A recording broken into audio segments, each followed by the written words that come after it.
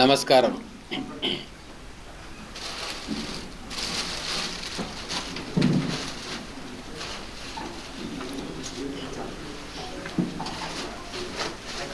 Okay, ఎన్నో సంవత్సరాల తర్వాత మహబూబ్ నగర్కు కాంగ్రెస్ నుంచి ఒక ఎమ్మెల్యే గెలుపొందిండు. గెలిచిన తర్వాత పార్టీ బలోపేతం కొరకు తెలంగాణలో బీఆర్ఎస్ పార్టీని కనుమరుగు చేసే ప్రయత్నాల్లో భాగంగా మా గౌరవ ముఖ్యమంత్రి వర్యులు పిసిసి ప్రెసిడెంట్ అయిన రేవంత్ రెడ్డి గారి సూచన మేరకు తెలంగాణలో అన్ని జిల్లాల్లో కూడా మున్సిపాలిటీలను కాంగ్రెస్ పార్టీ కైవసం చేసుకునే కార్యక్రమం దిగ్విజయంగా జరిగింది. చాలామంది కాంగ్రెస్ పార్టీలో ఉన్న వాళ్ళే అప్పుడు బీఆర్ఎస్ పార్టీ ఒత్తిళ్లకో బెదిరింపులకో అక్రమ కేసులకు భయపడో చాలామంది బీఆర్ఎస్ పార్టీకి వెళ్ళిపోయినారు. కానీ వాళ్ళ మనసంతా కూడా కాంగ్రెస్ పార్టీ మీదనే ఉన్నది. గత్యంతరం లేని పరిస్థితుల్లో వాళ్ళందరూ అక్కడనే ఉన్నారు. మళ్ళీ వాళ్ళందరినీ కూడా ఆహ్వానించమని మా గౌరవ పిసిసి ప్రెసిడెంట్ గారు ముఖ్యమంత్రి గారు చెప్పడంతో పాత కాంగ్రెస్ వాదులు, కాంగ్రెస్లో గతంలో పనిచేసి వేరే పార్టీలకు వెళ్ళిన వాళ్ళందరినీ కూడా మళ్ళీ కాంగ్రెస్ పార్టీలోకి ఆహ్వానించడం జరిగింది. అందులో భాగంగా కాంగ్రెస్లో ఉన్న వాళ్ళను, ఎమ్మెల్యేలుగా మంత్రులుగా ఉన్న వాళ్ళను చాలామందిని మీరు చూస్తూ ఉన్నారు పేపర్లలో. ప్రతి జిల్లాలో పెద్ద ఎత్తున పెద్ద నాయకులు కార్యకర్తల స్థాయి నుంచి ఎంపీ స్థాయి దాకా చేరికలు జరుగుతున్నాయి. ఇది కేవలం మహబూబ్నగర్ పట్టణానికే పరిమితం కాలే. పార్టీకి పునర్వైభవం తీసుకురావాలి, తెలంగాణను విధ్వంసం చేసి నాశనం చేసిన బీఆర్ఎస్ పార్టీని నామరూపాలు లేకుండా చేయాలి అన్న ఒకే ఒక లక్ష్యంతో భవిష్యత్తులో కాంగ్రెస్ పార్టీ గట్టి పునాదులు ఏర్పాటు చేసుకోవాలి అన్న లక్ష్యంతో ఈ చేరికలన్నింటినీ కూడా పార్టీ ఆధ్వర్యంలో జరిగినాయి. గౌరవ పిసిసి అధ్యక్షులు, గౌరవ ముఖ్యమంత్రి వర్యులు పిసిసి అధ్యక్షుల సూచన మేరకు జరిగినాయి తప్ప ఇది ఎక్కడికక్కడ వ్యక్తిగత నిర్ణయాలు కావు. ఆదిలాబాద్ నుంచి అలంపూర్ దాకా చేరికలు జరుగుతూ ఉన్నాయి. మధ్యలో మహబూబ్ నగర్ ఎక్సెప్షన్ ఏం కాదు.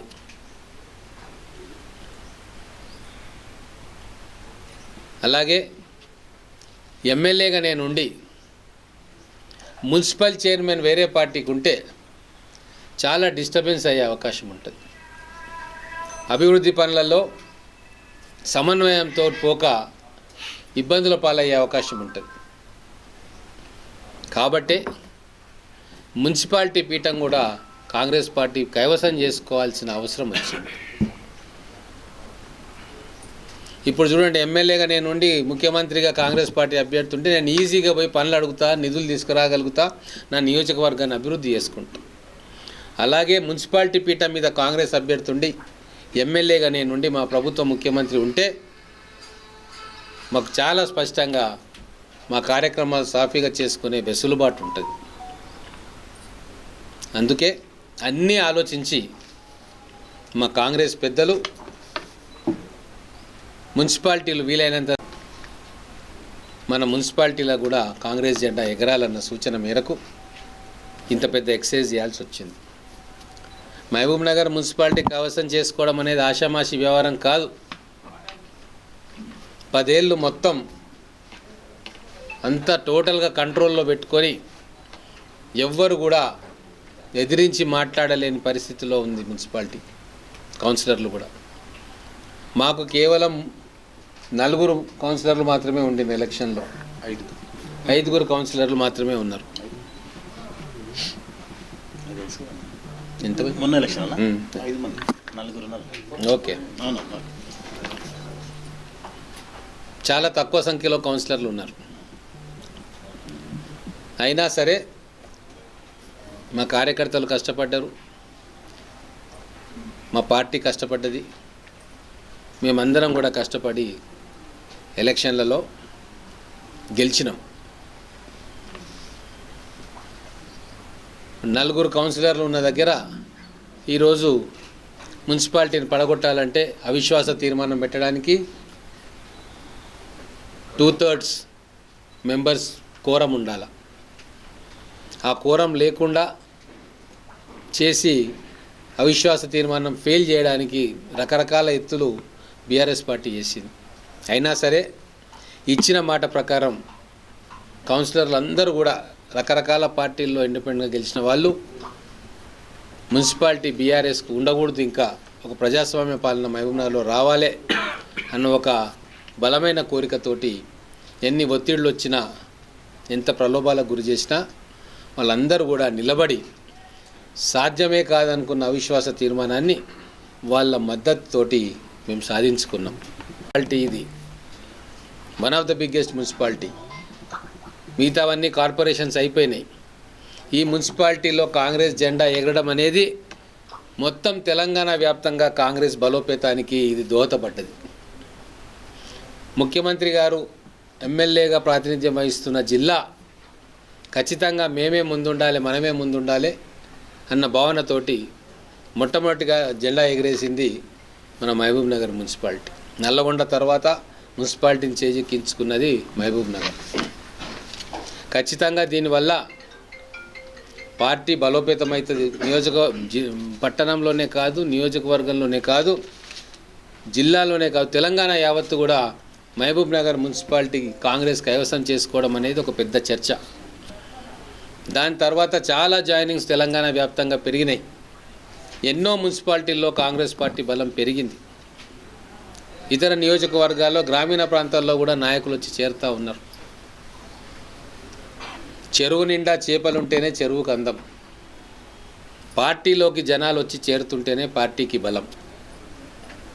కాబట్టి ఈ రాజకీయ ప్రయాణం కొనసాగాలన్నా, కాంగ్రెస్ పార్టీ మున్ముందు బలపడాలన్నా అన్ని వర్గాల నుంచి కూడా కాంగ్రెస్ పార్టీకి కార్యకర్తలు రావాలి. ఎందుకంటే 10 ఏళ్ళు ప్రతిపక్షంలో ఉండి ఎంతోమంది కార్యకర్తలను, నాయకులను కోల్పోయినాం. ఒక ఎమోషన్ తోటి ఎలక్షన్లో కొట్లాడి గెలిచినాం. కానీ మళ్ళీ మన పునర్వైభవం చెందాలంటే అన్ని పార్టీల నుంచి కూడా మనం చేరికలను ప్రోత్సహించాలి. ఇది మేము ఒక్కరమే చేస్తలేం. బీఆర్ఎస్ అదే పని చేసింది రూలింగ్లోకి వచ్చినాక. బీజేపీ బాహాటంగా చెప్తా ఉంది, చేరికలు ప్రోత్సహించండి, ప్రేరికలను తీసుకురండి, ప్రధానమంత్రి కాడ నుంచి కింది దాకా చెప్తూనే ఉన్నారు. మరి రాజకీయ క్షేత్రంలో బలపడాలనుకునే కాంగ్రెస్ పార్టీ చేతులు ముడుచుకొని ఎట్లా కూర్చుంటుంది? ఖచ్చితంగా మా ప్రత్యర్థుల రాజకీయ వ్యూహాలకు చెక్ పెట్టే విధంగానే కాంగ్రెస్ పార్టీ రాజకీయ వ్యూహం ఉంటుంది తెలంగాణలో. అందుకే ఒకరిద్దరు వద్దనుకున్నా, తమ స్వార్థ రాజకీయం కోసం చేరికలు వద్దు అని చెప్పి నానా హంగామా యాగి చేసిన పార్టీ హైకమాండ్ నిర్ణయాల మేరకు, మా గౌరవ ముఖ్యమంత్రి గారి సూచన మేరకు ఆపరేషన్ మహబూబ్నగర్ మున్సిపాలిటీని ఇక్కడ ఉన్న నాయకులందరూ కలిసి ఒక టీమ్ స్పిరిట్ తోటి సక్సెస్ఫుల్ చేసినాము. పార్టీ బలం కూడా పెరిగింది.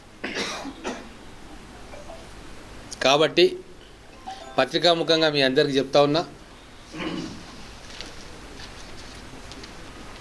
గతంలో వేరే పార్టీలో ఉన్న వాళ్ళు ఇక్కడ ఉన్న కౌన్సిలర్లే కావచ్చు, అక్కడ ఆ పార్టీ విధానం బట్టి వేరే పార్టీ మీద విమర్శ చేస్తారు. అది సహజం రాజకీయాల్లో.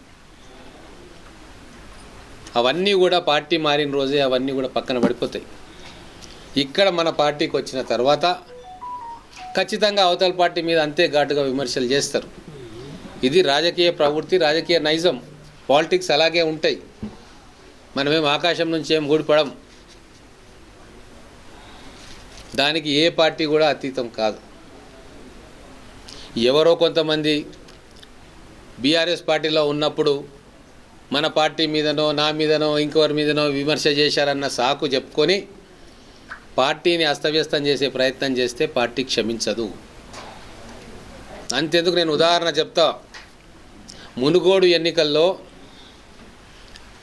కాంగ్రెస్ పార్టీ ఇద్దరు టాప్ నాయకులు రాజగోపాల్ రెడ్డి గారు, రేవంత్ రెడ్డి గారు అప్పటి పరిస్థితులకు అనుగుణంగా ఒకరు బీజేపీ తరఫున పదునైన విమర్శలు చేశారు కాంగ్రెస్ పార్టీ మీద. కాంగ్రెస్ పీసీసీ అధ్యక్షుడిగా రేవంత్ రెడ్డి గారు పదునైన విమర్శలు భారతీయ జనతా పార్టీ క్యాండిడేట్ అయిన రాజగోపాల్ రెడ్డి గారి మీద కూడా చేశారు. అప్పుడు అక్కడ యుద్ధం గెలవాలని చెప్పి రెండు పార్టీలు పోటీ పడుతున్నప్పుడు ఏ చిన్న అవకాశం కూడా వదులుకోవాలని రాజకీయ పార్టీలు కానీ నాయకులు కానీ చూడరు. ఇది అత్యంత సహజమైన పరిణామం రాజకీయాల్లో. అది రాజకీయం అర్థం కాని వాళ్ళు, చిన్న మనసుతో ఆలోచించే వాళ్లకు దాన్ని ఒక ఇష్యూగా చేసుకొని ఏమో చేద్దామని అనుకుంటే అది వాళ్ళ కర్మ, వాళ్ళ ఇష్టం. అంత పెద్ద నాయకులే తీవ్రంగా విమర్శలు చేసుకున్న వాళ్ళే ఈరోజు కేసీఆర్ను ఓడగొట్టడానికి ఒకటే పార్టీ జెండా కింద నిలబడి రేవంత్ రెడ్డి గారే మా నాయకుడు, మా ముఖ్యమంత్రి గారు అని చెప్పి రాజగోపాల్ రెడ్డి గారు అసెంబ్లీలో సాక్షిగా బీఆర్ఎస్ మీద ఎదురుదాడి చేస్తూ ఉన్నారు. అది మనం చూస్తూ ఉన్నాం. ఇక వాళ్ళు చేస్తున్న దాన్ని మన పార్టీ హైకమాండ్ దాన్ని అది చూసుకుంటూ కూడా ఇక్కడ మళ్ళీ గొంగట్లో ఎంటికలు ఏరడం అనేది మూర్ఖత్వానికి చిహ్నం తప్ప ఇంకేం కాదు. ఉంటాయి. నేను కూడా పుట్టు కాంగ్రెస్ వాడిని ఏం కాదు. తెలంగాణ ఉద్యమంలో టీఆర్ఎస్ పార్టీ పెట్టినోన్ని కేసీఆర్ తోటి విభేదించి బయటకు వచ్చి విమర్శలు చేసిన టీఆర్ఎస్ పార్టీ మీద, సాక్షాత్తు కేసీఆర్ గారి మీద కూడా విమర్శలు చేసిన. నా ప్రాణమిత్రులు ఉన్నారు అక్కడ, ఆప్తమిత్రులు ఉన్నారు, వాళ్ళ మీద కూడా విమర్శలు చేసిన.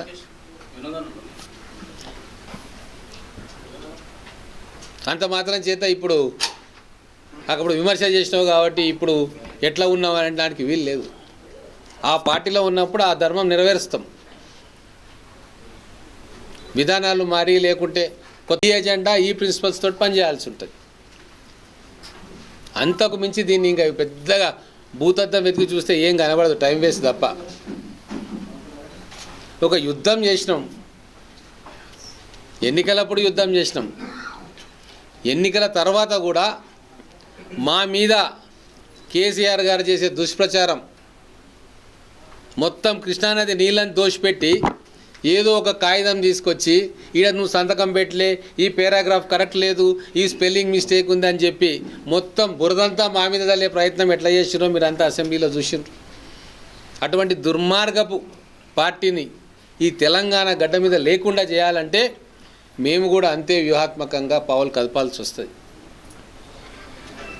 అందుకే నేను ఈ కాంగ్రెస్ పార్టీ ఎడ్డి పార్టీ కాదు, గుడ్డి పార్టీ కాదు. ఎప్పుడు ఏ వ్యూహం పన్నాల్లో ఆ వ్యూహం పంతది. అట్లనే మాకు మా పైన నాయకులు ఆదేశాలు ఇస్తున్నారు.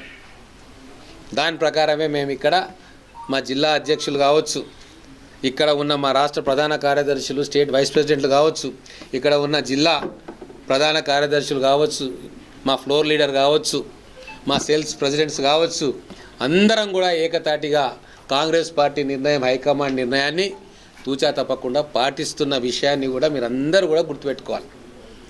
ఎవరో ఒకరిద్దరు నాయకులు తమ స్వార్థం కోసం ఏమో చేయాలి అని చెప్పి ప్రయత్నిస్తే వాళ్ళే తేలిపోతారు తప్ప పార్టీ మొత్తం ఐక్యంగా ఉంది. పార్టీ మొత్తం కూడా రేపు బలోపేతం కావాలా, భవిష్యత్తులో ఇంకా కాంగ్రెస్ పార్టీ ఇంకా 10 ఏళ్ళు అధికారంలోకి రావాలా అన్న దాంతో తెలంగాణను అభివృద్ధి చేసుకోవాలన్న కోణంలోనే పార్టీ నాయకులందరూ కూడా ఉన్నారు. కాబట్టి నేను కూడా మీడియా మిత్రులకు విజ్ఞప్తి చేస్తూ ఉన్నా. ఎవరో ఏదో చెప్పిన సెన్సేషన్కు ఏదో రాస్తే ఏమవుతుంది, ఒకరోజు వార్త అవుతుంది. తర్వాత ఈరోజు సత్యం ఏంటంటే మహబూబ్నగర్ మున్సిపాలిటీకి చైర్మన్గా మా ఆనంద్ గౌడ్ గారు ఉన్నారు. ఈ టర్మ్ అయ్యేదాకా వాళ్ళు ఉంటారు. ఈరోజు వాస్తవం ఏంటంటే 4 కార్పొరేటర్లు ఉన్న కాంగ్రెస్ పార్టీకి ఈరోజు 33 మంది కార్పొరేటర్ల బలం పెరిగింది. ఇది కటిక నిజం. దీంతో బలం పెరిగినట్ట తగ్గినట్ట. రేపు మా ఎంపీ ఎలక్షన్స్ కోసము సర్వసన్నద్ధంగా ఉండడానికి కూడా ఈ చేరికలు మాకు ఉపయోగపడతాయి. అందరం కూడా కూర్చుంటాం. రేపు మా పార్లమెంట్ ఎలక్షన్స్లో ఎటువంటి రణనీతి ఉండాలి, ఎట్లా మేము ఎన్నికలకు పోవాలి కూర్చొని చర్చించుకుంటాం. అందరినీ రమ్మంటున్నాం. ఒకరిద్దరు మిగిలిపోయి మేమే పార్టీ అని పోయి పక్కదారి పడితే అది వాళ్ళ ఇష్టం. పార్టీ మొత్తం యునైటెడ్గా ఉంది. రాష్ట్ర అధ్యక్షుడు, జాతీయ అధ్యక్షుడి కాడ నుంచి, రాష్ట్ర అధ్యక్షుడి కాడ నుంచి, జిల్లా అధ్యక్షుడి కాడ నుంచి, టౌన్ అధ్యక్షుడి కాడ నుంచి, బూత్ అధ్యక్షుడి దాకా ఒకటే లైన్ మీద ఉన్నాం మేము. ఇది మీరు ఖచ్చితంగా గమనించాలి. ఎవరో ఒకరిద్దరు పక్కదారి బట్టి ఏదో మాట్లాడితే దాన్ని సెన్సేషనల్ చేసే ప్రయత్నం మీరు చేయకండి. చేస్తే మీ ఇష్టం, నాకేం అభ్యంతరం లేదు, ఏమైనా చేసుకోండి. ఈరోజు వాళ్ళందరినీ కూడా పార్టీ ఆఫీస్కు రాలే. మా చైర్మన్ గారు, వైస్ చైర్మన్ గారు కూడా చైర్మన్ అయిపోయిన తర్వాత, వైస్ చైర్మన్ అయిపోయిన తర్వాత ఒకసారి వచ్చిండ్రు, అప్పుడు నేను లేను. సో ఇప్పుడు మళ్ళీ మా అందరి సమక్షంలో వాళ్ళందరినీ కూడా పార్టీ ఆఫీస్కి ఆహ్వానించి వాళ్ళని గౌరవించుకోవడానికి ఈరోజు పిలిచినాం. మీ అందరి సమక్షంలో వారికి సత్కారం అంటారా, ఏమంటారు, సన్మానం అనుకోండి. సన్మానం అంటే మా కండువతో సన్మానం చేసుకుంటాం. ఆహ్వానం పలుకుతూ ఆ పార్టీలోకి ఆహ్వానం పలుకుతున్నాం. ఆ కార్యక్రమాన్ని ఎవరు చేస్తారు? చైర్మన్ గారు చేస్తారు. తర్వాత సిరాజ్ ఖాద్రి గారు, లక్ష్మణ్ గారు వాళ్ళు దానికి సపోర్ట్ ఇస్తారు. అంతేనా? ఓకే, చెప్పండి.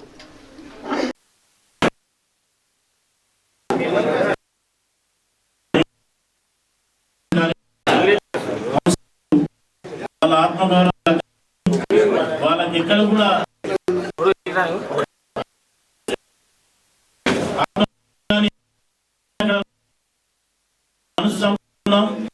ఈరోజు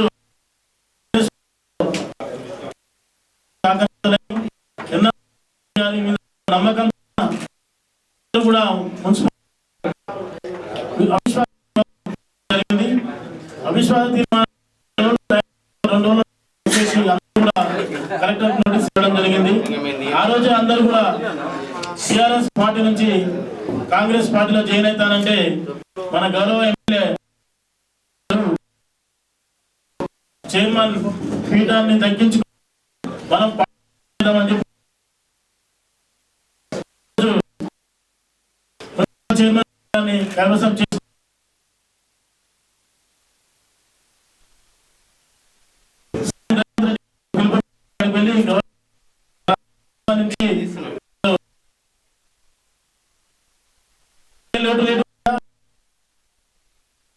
ఆయన పార్టీ ఇవ్వడం జరిగింది.